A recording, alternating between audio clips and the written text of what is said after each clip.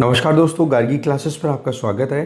Date आज की 20 जून 2022। देख लेते हैं इंडियन एक्सप्रेस के एडिटोरियल आइडिया पेज से इंपॉर्टेंट आर्टिकल्स जो अभी हम इस वीडियो में डिस्कस करेंगे। आज हमारे पास में 3 इश्यूज हैं। उनमें पहला इशू था मानसून से रिलेटेड, दूसरा इशू है अफगानिस्तान में माइनॉरिटीज़ पर अटैक को लेकर के, और तीसरा इशू है ऑयल पाम स्ट्रेटेजी को लेकर के कि कैसे हम हमारी इम्पोर्ट डिपेंडेंसी को रिड्यूस कर सकते हैं ऑयल पाम या फिर एडिबल ऑयल की बात की जाए तो 3 इश्यूज हैं, तीनों को देखते हैं। फर्स्ट आर्टिकल है स्पटरिंग स्टार्ट। देखो, मॉनसून की बात करें तो जितना हमारे यहाँ पर प्रिडिक्शन किया जाता है कि हाँ जी मॉनसून कब आएगा, उसके कंपैरिजन में लगभग 2 से 3 दिन पहले ही मॉनसून हमारे यहाँ पे पहुँच गया। पर उसके बाद में कुछ जगहों पर अगर देखा जाए तो रेनफॉल ज़्यादा मिला है और बाकी जगहों पर देखा जाए तो रेनफॉल कम मिला है। तो इसका मतलब क्या हो गया, एक तरीके की स्क्यूड प्रेसिपिटेशन का पैटर्न देखने को मिला है कि कहीं ज़्यादा कहीं कम, एक रेगुलर या यूनिफॉर्म पैटर्न हमें नॉर्मली नहीं देखने को मिल रहा है। दूसरी तरफ जहाँ पर डेफिसिट है वहाँ पर आप देखो कि सदर्न जो पेनिनसुलर रीजन की हम बात करें वहाँ पर 22% तक डेफिसिट है। इसका मतलब मॉनसून आउटब्रेक जो कि नॉर्मली 1 जून से माना जाता है, तब से लेकर अब तक का जो रेनफॉल पैटर्न देखा जाए जून मंथ में पिछले सालों में, उसके कंपैरिजन में एवरेज अगर निकालें फिर देखें तो लगभग 22% रेनफॉल कम रिसीव हुआ है। जबकि नॉर्थ ईस्ट इंडिया की बात कर लो, अरुणाचल प्रदेश, असम, मेघालय, सिक्किम, बंगाल, वहाँ पर 50 से 134% ज़्यादा बारिश हुई है। तो ऐसी परिस्थितियाँ क्या शो करती है कि क्लाइमेट चेंज अपने आप में चैलेंज क्रिएट कर रहा है। ठीक है, इसमें आप देखो नॉर्थ ईस्ट में फ्लड्स, लैंडस्लाइड का इशू है। इसके अलावा मानसून जहाँ पर कम होगा, जहाँ पर रेनफॉल प्रॉपर नहीं है, वहाँ पर खरीफ की जो सोइंग होनी थी, बुआई होनी थी केवल शुगर केन को छोड़ करके, वो भी 16% तक कम हो पाई है। ठीक है, मतलब पिछले साल के कंपैरिजन तक हम देखें अब की बार कितना खरीफ की बुआई, खरीफ की आपको पता है कि मानसून सीजन के खरीफ की फसल होती है, तो ऐसे में खरीफ की बुआई प्रॉपरली नहीं हो पाई है।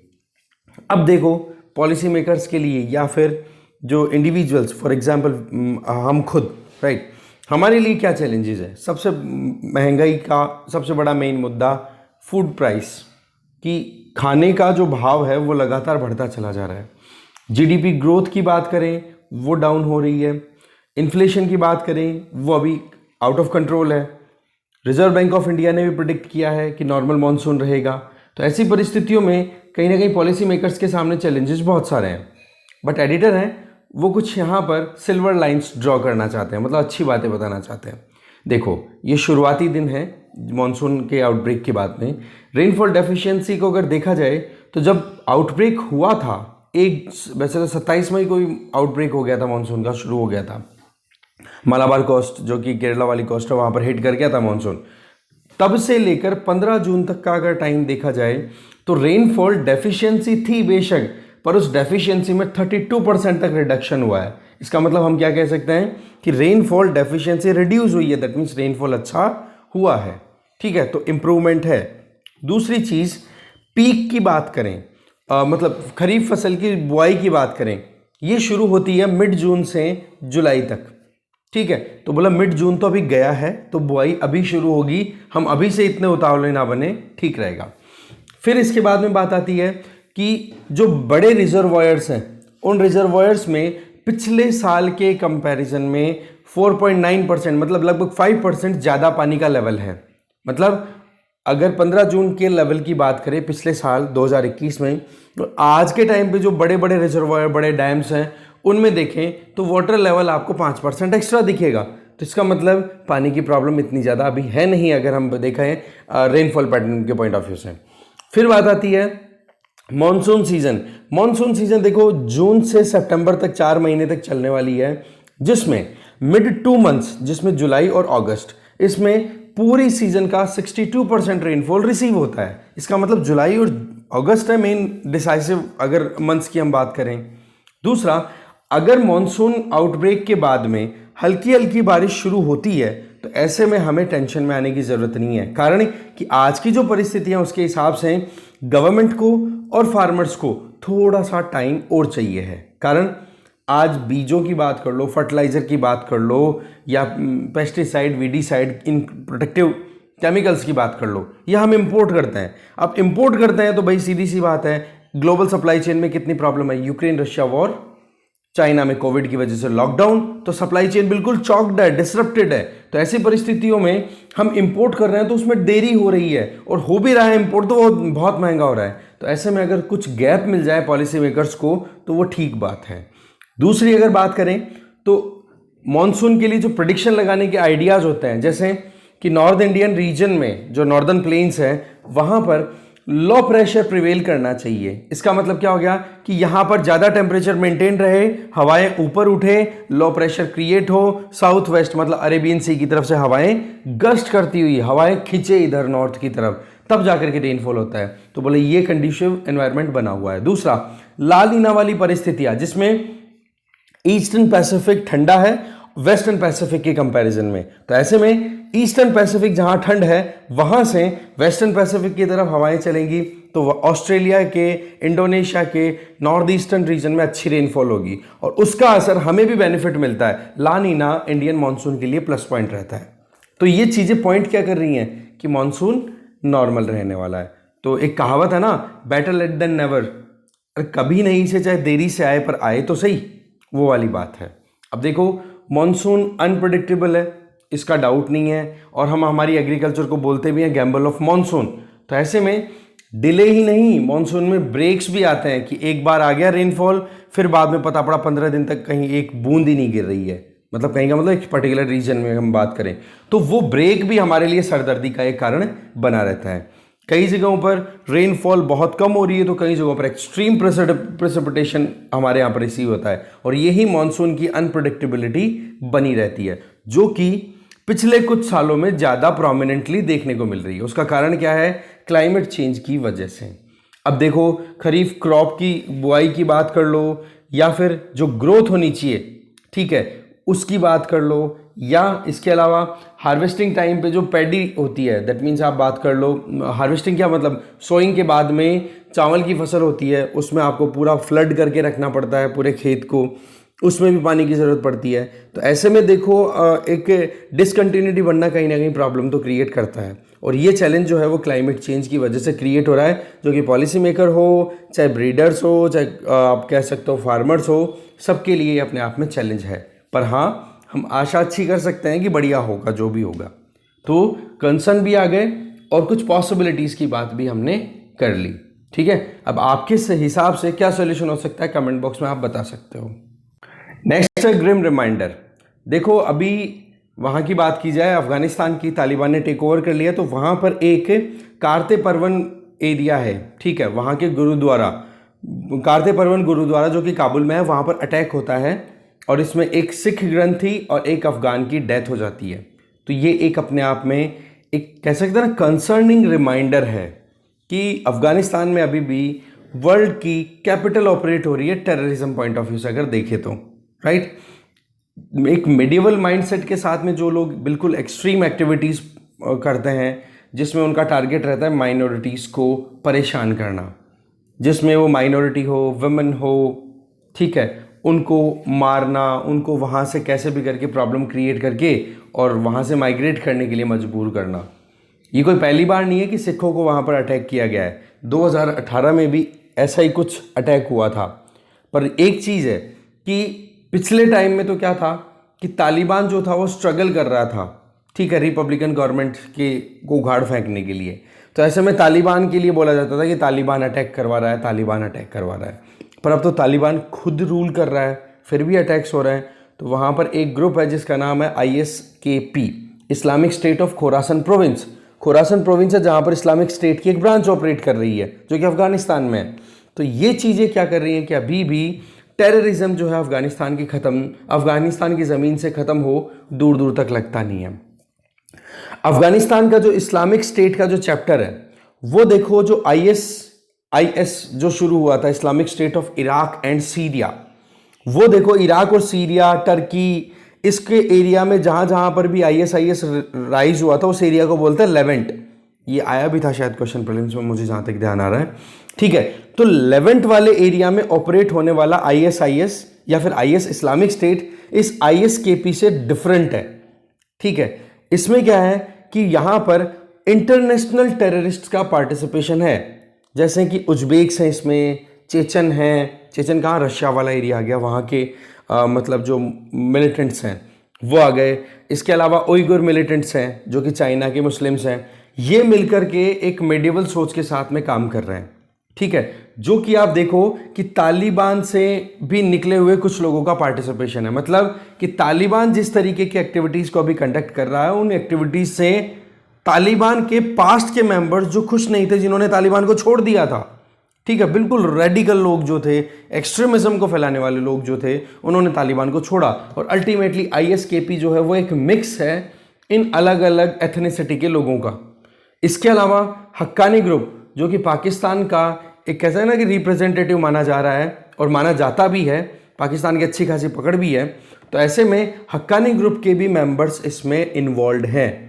पास्ट में तो क्या था कि तालिबान लड़ाई कर रहा था यूएस और अफगानिस्तान की जो फोर्सेस थी उनके खिलाफ में, और आईएसकेपी के लिए अलग अलग रिपोर्ट्स आई थी। जैसे यूनाइटेड नेशन की एक रिपोर्ट आई सिक्योरिटी काउंसिल की कि अफगानिस्तान में अलकायदा, जैश ए मोहम्मद, लश्कर ए तैयबा, ये तो बोले लगातार ऑपरेट हो रहे हैं और तालिबान का लिंक इनके साथ बढ़ता चला जा रहा है, पर आईएसकेपी जो है वो डिक्लाइन कर रहा है। पर आज की जो परिस्थितियां वो क्या शो करती हैं कि आईएसकेपी बिल्कुल भी डिक्लाइन नहीं किया है, वो अभी भी अपने ऑपरेशंस को अच्छे से कंडक्ट करने में सक्सेसफुल हो पा रहा है। तो ऐसे में अपने आप में इन चीज़ों को हैंडल करना, हम ये सोचें कि तालिबान ने टेक ओवर कर लिया तो सब कुछ सेटल हो गया, चलो चोर को ही आपने चौकीदारी समझा दी तो वो सारा काम कर लेगा, पर नहीं, इससे भी बुरे तरीके के अलग अलग चोर अभी उस अफगानिस्तानी ज़मीन पर छुपे हुए बैठे हैं। कुल मिला के बात क्या आ रही है कि जहां पर टेररिज्म को कंट्रोल करने के लिए बहुत सारे एफर्ट्स किए जा चुके हैं, वो अभी तक पॉसिबल नहीं हो पा रहे हैं या रिजल्ट आउटकम अच्छा नहीं आ रहा है। ऐसे में देखो सिखों पे जैसे अटैक हुआ तो दिल्ली ने तो देखो इमरजेंसी वीज़ाज अलोकेट कर दिए हैं 166 के लिए, क्योंकि भाई सीधी सी बात है, कारते परवने वाले एरिया में ये लोग ज़्यादातर रहते हैं, तो इनको कैसे भी प्रोटेक्शन मिले। और तालिबान का टेक ओवर होने के बाद में सिख कम्युनिटी कैसे भी करके जान बचा करके इंडिया की तरफ पहुंचने की कोशिश कर रही है कि भाई कम से कम ज़्यादा नहीं तो जी तो लेंगे एटलीस्ट, ठीक है। तो ऐसी परिस्थितियों में फिर बाद में एक्शन लिए जाते हैं गवर्नमेंट ऑफ इंडिया के द्वारा। तो अब देखो, अभी रिसेंट आपको पता है कि हमारी तरफ से एक हाई डेलीगेशन गया था, हाई लेवल डेलीगेशन, जिसमें बातचीत की गई थी तालिबान के साथ में, और हम हमारी एम्बेसी को रीओपन करने की बात कर रहे थे काबुल में। तो ऐसे में फिर से हमारे इस मुद्दे पर सवाल आता है, क्योंकि हमारी एम्बेसी पर प्रीवियसली अटैक हो चुके हैं, ठीक है ना। तो ऐसी परिस्थितियों में एक बार फिर से सेकंड थॉट, मतलब कहते हैं ना, एक सेकंड थॉट देने की नौबत आ रही है कि कैसे हम तालिबान के साथ हमारी एंगेजमेंट कंटिन्यू करें। तालिबान इतना पावरफुल है कि जो हमें प्रोटेक्शन दे सके, वो सारे सवाल फिर अभी भी खड़े हैं। वैसे तो इंडिया देखो थोड़ा सा पीछे हट चुका था जब तालिबान और यूएस के बीच में बातचीत शुरू हुई थी 2018 में। उसके बाद में हमारी अफगान पॉलिसी में वेरिएशन आए, चेंजेज आए, और इसमें लेटेस्ट डेवलपमेंट है कि सीधा तालिबान के साथ एंगेज करने के लिए हमने एक डेलीगेशन भेजा। पर अभी सिखों पर ये जो अटैक हुआ है, इसने फिर से एक प्रॉब्लम क्रिएट कर दी, क्वेश्चन मार्क खड़ा कर दिया है, अफगानिस्तान की पॉलिसी हमारी कैसी हो, ठीक है। तो ये डेवलपमेंट्स हुए हैं अभी लेटेस्ट। आगे चलते हैं। नेक्स्ट आर्टिकल है an oil palm for home. देखो आर्टिकल को लिखा अशोक गुलाटी जी ने और ऋतिका जुनेजा जी ने। इनका ये कहना है कि वर्ल्ड ट्रेड ऑर्गेनाइजेशन की अभी 12th मिनिस्ट्रियल कॉन्फ्रेंस हुई जिनेवा में, स्विट्जरलैंड में, और ये कंक्लूड हो गई लास्ट वीक, जिसमें बहुत सारे ऐसे क्वेश्चंस थे जिनके आंसर कैसे जैसे करके मिल गए हैं। जैसे एक तो जो ट्रिप्स है, डब्ल्यूटीओ के अंडर ऑपरेट होने वाली entity, trade related aspect of intellectual property rights, उसमें कोविड को कंट्रोल करने के लिए, वैक्सीनेशन प्रोड्यूस करने के लिए जो एक पेटेंट वेवियर देना था कि भाई कैसे भी करके ज़्यादा से ज़्यादा मास लेवल पर प्रोडक्शन हो सके कोविड वैक्सीन का, और गरीब जनता जो है दुनिया की, उसको वैक्सीन ईजी टर्म्स पे अवेलेबल कराया जा सके, जिससे कि इस बीमारी को ख़त्म किया जा सके। तो वो इंटेलेक्चुअल प्रॉपर्टी राइट्स में वेवियर छूट जो देनी थी वो मिल गई। दूसरा ये था कि पब्लिक स्टॉक होल्डिंग की हम बात करें food security point of view से, जैसे हम पीडीएस सिस्टम ऑपरेट करते हैं, तो फूड कॉरपोरेशन ऑफ इंडिया के द्वारा कितना अनाज जो है वो इकट्ठा करके रखना पड़ता है। उस पर क्या है कि गरीबों को सस्ते में अनाज अगर उपलब्ध नहीं होगा तो एक तरफ तो कोविड मारेगा और कोविड जैसी बीमारियां मारेंगी, और अगर कोविड जैसी बीमारियां भी नहीं मारेगी तो गरीबी मार देगी उनको, फिर भूखे मरते मरते। तो ऐसे में फूड सिक्योरिटी पर्पस के लिए जो पब्लिक स्टॉक होल्डिंग है, सरकार जो अपने पास में खाना अनाज जो इकट्ठा करके रखती है, उसके लिए रूल्स को थोड़ा सा हल्का करना, ऐसा नहीं बिल्कुल टाइट करके रखा जाए कि गवर्नमेंट जो है वो अपनी तरफ से दादागिरी करती है, फ्री ट्रेड को ऑपरेट नहीं होने देता। तो WTO अपनी तरफ से एक्शन लेता रहा है प्रीवियसली, तो ऐसे में उन रूल्स को थोड़ा लूज करना। तीसरा ये कि जो इलीगल फिशरी होती है या फिर कोई ऐसा एरिया जहां पर फिशिंग ऑलरेडी हो चुकी है, जहां पर फिशिंग रिसोर्सेज की कमी है, वहां पर गवर्नमेंट सब्सिडी देकर के ओवर फिशिंग करवाए, जिससे कि वो ज़्यादा से ज़्यादा पैसा कमा सके। फॉर एग्जांपल चाइना पे ये एलिगेशंस लगते रहते हैं कि वो अपने फिशरमैन्स को बहुत ज़्यादा पैसा सस्ते, मतलब बहुत ज़्यादा सब्सिडी प्रोवाइड करता है। तो इन सारी चीज़ों को लेकर के और ई कॉमर्स प्लेटफॉर्म को लेकर के भी उनको थोड़ा रिलैक्सेशन, मॉरेटोरियम देने की बात की जा रही थी।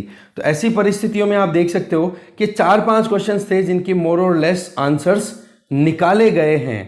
और इसमें आप देखो कि ये जो मिनिस्ट्रियल मीटिंग होती है ना, ये मिनिस्ट्रियल कॉन्फ्रेंस जो है ये टॉप लेवल की डिसीजन मेकिंग बॉडी होती है WTO में, ठीक है। और इनके द्वारा जो डिसीजन लिया जाता है अल्टीमेटली उन्हीं डिसीजंस के ऊपर फिर फंक्शन ऑपरेशन कंडक्ट किए जाते हैं। सो ओवरऑल अगर देखें तो WTO का टारगेट क्या है? इंटरनेशनल ट्रेड को इजी गोइंग मैनर में ज़्यादा से ज़्यादा प्रमोट करने का, ठीक है। तो ऐसी परिस्थितियों में रूल भी कॉम्प्रोमाइज नहीं हो और बाद में जो रिक्वायरमेंट है आज की वो भी फुलफिल हो सके।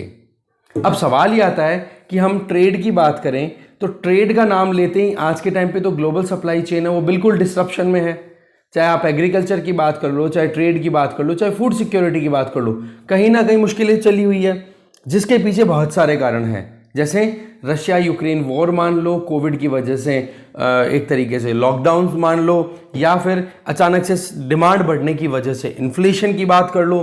ये परिस्थितियां क्या एडवर्स हैं ग्लोबल सप्लाई चेन या इंटरनेशनल ट्रेड की हम बात करें तो।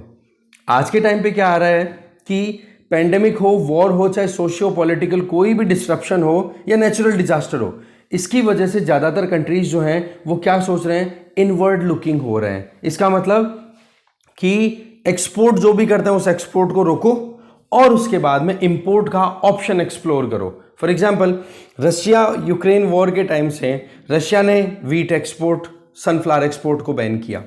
यूक्रेन ने अपने वीट एक्सपोर्ट को बैन किया जिससे कि अपनी जनता का पेट भर सके। इंडोनेशिया ने पाम ऑयल को एक्सपोर्ट का जो है उसको रेगुलेट किया, रोका। अर्जेंटीना ने बीफ एक्सपोर्ट को रोका। इसके अलावा टर्की, किर्गिस्तान, कजाकिस्तान, इन्होंने अलग अलग वैरायटी के जो फूड ग्रेन थे उनको बैन किया, इंक्लूडिंग इंडिया जिसने वीट एक्सपोर्ट को बैन किया। इवन शुगर एक्सपोर्ट को भी रेगुलेट करने की बात की गई।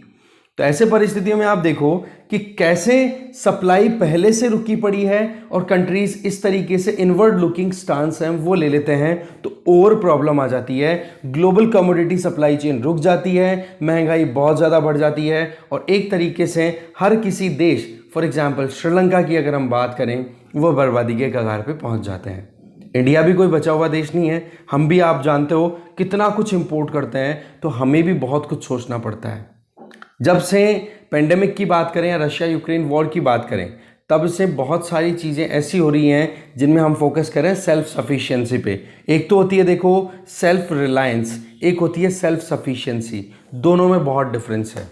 पहले ये चीज़ समझते हैं कि सेल्फ सफिशिएंसी क्या होती है। इसमें क्या करते हो आप? इंपोर्ट को बिल्कुल बैन करके और हर चीज़ अपनी लोकली प्रोड्यूस करके अपनी रिक्वायरमेंट को पूरा करते हो, दिस इज सेल्फ सफिशिएंसी। जबकि सेल्फ रिलायंस का मतलब कि आप डोमेस्टिक प्रोडक्शन को इतना इनकरेज करते हो कि इंटरनेशनल मार्केट में आपका प्रोडक्ट सस्ते रेट पे, अच्छी क्वालिटी पे बिके और आप अपनी ज़रूरतों को भी उस अपने खुद के प्रोडक्शन से पूरा कर सको। इसका मतलब एक्सपोर्ट इंपोर्ट के लिए आपने ओपन कर रखा है, बट आपके प्रोडक्ट जो है वो इतने कंपैरेटिव एडवांटेज में है कि लोग आपके प्रोडक्ट को खरीदते हैं। समझ गए? तो ये होती है सेल्फ रिलायंस। तो गवर्नमेंट जो आत्मनिर्भरता की बात कर रही है वो बेसिकली सेल्फ रिलायंस की ही बात है, ठीक है। तो सेल्फ सफिशिएंसी जो थी वो तो 1990 से पहले की हुआ करती थी, जब हमने बिल्कुल डोर क्लोज कर रखे थे, इन्वेस्टमेंट को ज़्यादा आने नहीं देते थे, इंटरनेशनल ट्रेड में इतना पार्टिसिपेशन था नहीं, था भी तो जो चीज़ें हम यहाँ पर प्रोड्यूस नहीं कर पा रहे थे, सिर्फ वो इंपोर्ट करते थे, तो ऐसे में हमारा पैसा जाता था ज़बरदस्त तरीके से बाहर। तभी तो बैलेंस ऑफ पेमेंट क्राइसिस आ गया था 1991 में। खैर, अगर हम बात करें अभी की, इंडिया के लिए क्या प्रॉब्लम्स हैं? देखो, इंडिया के लिए एग्रीकल्चर एक्सपर्ट्स हैं दोनों, तो एडिबल ऑयल इंपोर्ट हमारी बात करें तो $19 बिलियन का एडिबल ऑयल इंपोर्ट किया हमने लगभग 2021-22 में, ठीक है। और इंपोर्ट में मेन जो है वो है एडिबल ऑयल की अगर बात करें तो हमारी जो डोमेस्टिक कंजम्पशन है उसका 55 to 60%, प्रीवियसली हमने बहुत बार डिस्कस किया है डेटा, तो अगर आपने नोट डाउन नहीं किया तो ठीक है अब कर लो, किया हुआ है तो फिर अब दोबारा मत करना, क्योंकि एडिबल ऑयल पे कई आर्टिकल्स हम डिस्कस कर चुके हैं। ओवरऑल देखो बात ये आ रही है कि एडिबल ऑयल जितना हम कंज्यूम करते हैं उसका 60% के लगभग तो हम इंपोर्ट कर रहे हैं, बहुत ही ज़्यादा है ना। तो ऐसी परिस्थितियों में हम क्या करें? हमें फोकस करना चाहिए सेल्फ रिलायंस पे, ठीक है। दूसरा ये कह रहे हैं कि एग्री एक्सपोर्ट की बात करें तो वो भी बढ़ा है हमारा 2021-22 में लगभग $50.3 बिलियन के लगभग हमने एक्सपोर्ट किया है, ठीक है। जबकि इंपोर्ट कितना रहा हमारा 32.4 बिलियन डॉलर्स। इसका मतलब हम बात कर रहे हैं agri export and agri import. Agriculture items है उनको एक्सपोर्ट कितना किया, इंपोर्ट कितना किया, मतलब एग्रीकल्चर में तो हम सरप्लस में रहे, ठीक है। दूसरी तरफ अगर देखें तो एग्रीकल्चर इंपोर्ट की हम बात कर रहे हैं, ये जो $32.4 बिलियन का जो इंपोर्ट हुआ ना एग्रीकल्चर प्रोडक्ट का, उसमें सबसे ज़्यादा हमारा रहा एडिबल ऑयल का 59%। तो आप समझ सकते हो एडिबल ऑयल पे इंपोर्ट पे हम कितना ज़्यादा डिपेंडेंट है। और इंडोनेशिया जैसे कंट्री ने जिस तरीके से पाम ऑयल एक्सपोर्ट को बैन किया है वो हमारे लिए कितना चैलेंजिंग हो सकता है। तो ऐसे में हमें कुछ काम करने की ज़रूरत है एडिबल ऑयल पे इतनी ज़्यादा इंपोर्ट पे डिपेंडेंसी को रिड्यूस करने के लिए। देखो, एडिबल ऑयल के बाद में हम एग्री इंपोर्ट क्या करते हैं, fresh fruit and vegetables, pulses, spices, ठीक है, कैश्यू, ये सीक्वेंस है जिसमें सबसे ज़्यादा हम एडिबल ऑयल इंपोर्ट करते हैं। 2019 का प्रीलिम्स का क्वेश्चन है, ठीक है। तो ऐसे में आप देख सकते हो ये सीक्वेंस आती है। तो क्या गवर्नमेंट कर रही है? तो गवर्नमेंट ने national edible oil mission oil palm ये 2021 में लॉन्च किया।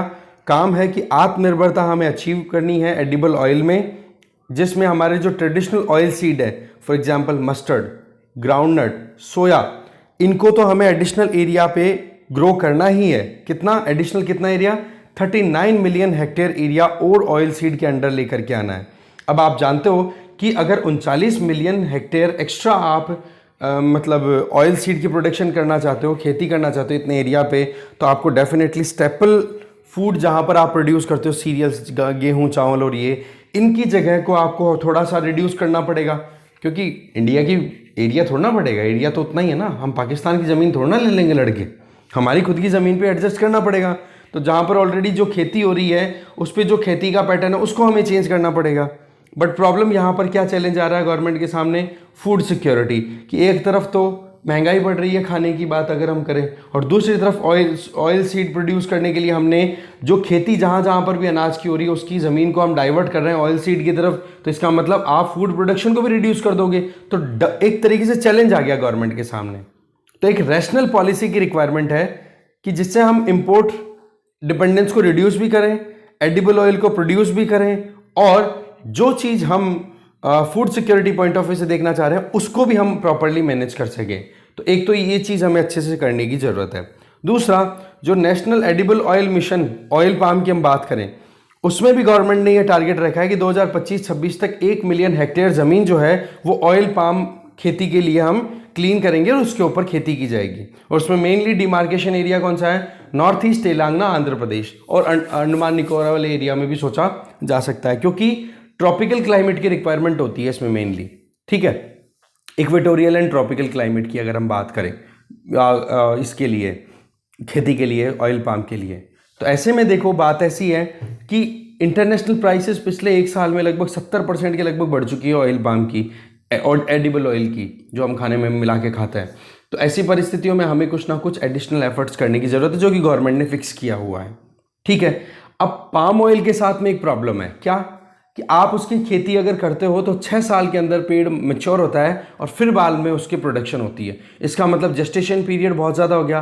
तो अगर मान लो कोई छोटा किसान ये काम करना चाहे तो वो 6 साल तक क्या भूखा ही मरेगा? तो कुछ तो ऑप्शन निकालना पड़ेगा ना आपको, ठीक है। ऑयल पाम कोस्टल एरिया की बात करें तो आंध्र प्रदेश, तेलंगाना, और नॉर्थ ईस्ट की बात करें तो बाकी नॉर्थ ईस्ट के स्टेट्स, इन एरियाज़ में, कोस्टल एरिया में जहाँ पर पैडी की कल्टीवेशन होती है, वहाँ पर आप पाम ऑयल की खेती करवाना चाहोगे तो आपको कुछ ना कुछ तो उनको अपॉर्चुनिटी कॉस्ट पे करनी पड़ेगी, चाहे वो सब्सिडी के तौर पे दो, आप उनको फेवर करो।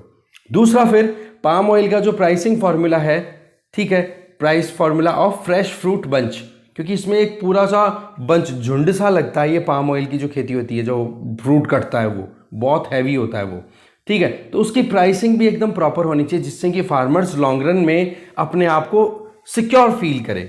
साथ में इंपोर्ट स्ट्रक्चर को भी हमें फ्लेक्सिबल बनाने की ज़रूरत है। कैसे कि मान लो इंटरनेशनल मार्केट में अगर हम बात करें, इंटरनेशनल मार्केट में प्राइस अगर रिड्यूस हो रही है तो हमारी इंपोर्ट ड्यूटीज़ को हम राइज कर दें, क्योंकि इंटरनेशनल मार्केट में अगर प्राइस रिड्यूस हो ऑयल पाम ऑयल की, और हमारे यहाँ पर भी प्रोडक्शन अच्छा खासा हो रहा है, तो उस परिस्थिति में इंटरनेशनल प्रोडक्ट अगर इंडिया में आकर के बिके तो उस केस में हमें थोड़ा सा ड्यूटी को राइज करना पड़ेगा, जिससे कि हमारे यहाँ का डोमेस्टिक प्रोड्यूस्ड पाम ऑयल जो है वो अच्छा सा बिक सके, ठीक है। दूसरा, अगर इंटरनेशनल मार्केट में पाम ऑयल की प्राइस ज़्यादा हो रही है तो हमें हमारी इंपोर्ट ड्यूटीज़ को रिड्यूस करना चाहिए, क्योंकि पाम ऑयल की अगर इंटरनेशनल प्राइस ज़्यादा है इसका मतलब प्रोडक्शन कम है तो इसका मतलब सप्लाई कम है तो हमें क्या करने की ज़रूरत है, टैक्सेस को, ड्यूटीज़ को कम करना पड़ेगा, जिससे कि हमारे कंज्यूमर को सस्ती रेट पर आसानी से पाम ऑयल अवेलेबल हो सके। ओवरऑल क्या है, फ्लेक्सिबल इंपोर्ट ड्यूटी। तीसरा ये बताया जा रहा है कि जो प्रोसेसिंग इंडस्ट्रीज़ हैं, ठीक है, उनको भी बहुत एफिशिएंटली काम करने की ज़रूरत है, क्योंकि जो पैसा लगता है उस पैसे को रिकवर करने में इंडस्ट्रीज़ का भी बहुत इंपॉर्टेंट रोल है। तो उसी के हिसाब से एक प्राइसिंग फार्मूला होना चाहिए कि कम से कम 18 से 20% जो है वो प्रोसेसिंग इंडस्ट्रीज से ही रिकवर होता है, फार्मर का जो भी लागत आती है उसका। तो बोला प्रोसेसिंग इंडस्ट्रीज़ को भी एफिशिएंटली काम करना होगा। इसके अलावा पाम ऑयल जो है इसको एक प्लांटेशन क्रॉप के तौर पे आप डिक्लेयर कर दो। इससे क्या फ़ायदा होगा, इससे जो कॉरपोरेट हैं, प्राइवेट सेक्टर के लोग हैं, वो क्या करेंगे, अपनी अपनी ज़मीनें खरीदेंगे और जिस तरीके से फ्रूट्स की खेती की जाती है एग्जैक्टली उसी पैटर्न पे पाम ऑयल की खेती करनी शुरू कर देंगे। तो ऐसे में क्या हो जाएगा कि हमारी जो डिपेंडेंसी है इंपोर्ट पर, उसको हम बहुत हद तक रेगुलेट कर पाएंगे, और प्रोडक्शन अच्छा और हो गया तो हम एक्सपोर्ट और कर देंगे। तो जो टारगेट है ना गवर्नमेंट ऑफ इंडिया का कि 2022 की फिस्कल ईयर में 2021-22 में 14 मिलियन मैट्रिक टन हमने पाम ऑयल इंपोर्ट किया, उसको हम 7 मिलियन मैट्रिक टन तक लाना चाहते हैं 2027 तक। वो तभी पॉसिबल है जब ये ऊपर दिए हुए कदम उठाए जाएंगे, नहीं तो आप भूल जाओ कि ये हम अचीव भी कर सकते हैं क्या, जो हमने टारगेट फिक्स किए हैं, ठीक है। तो इस डिस्कशन में ये आर्टिकल्स थे। Thank you very much.